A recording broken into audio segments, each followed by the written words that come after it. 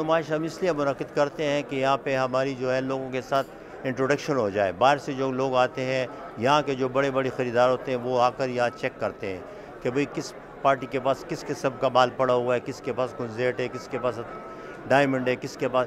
फिर उनकी लिंक बन जाते हैं, फिर उसके बाद वो उनके साथ रब्ता करते हैं और रब्ते के बाद वो माल एक्सपोर्ट होता है।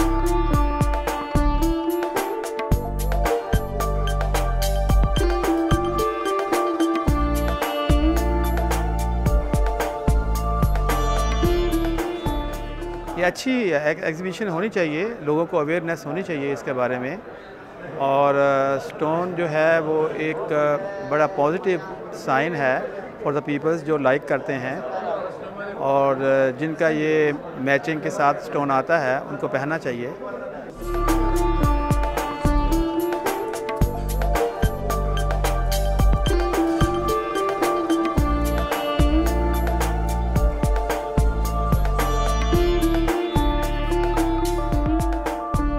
हमारे पास इतना पोटेंशियल है, आपके पास मादी ज़खायर अल्लाह ताला ने आपको इतने दिए हुए हैं कि अगर ये सही तरीके से इसकी माइनिंग हो जाए और ये मार्केट में है और लोगों को ओपन मार्केट करे, जैसे थाईलैंड का है या चाइना का है, तो दुनिया आएगी और आपके पास सिवाय डायमंड के हर किस्म की कीमती पत्थर मौजूद है।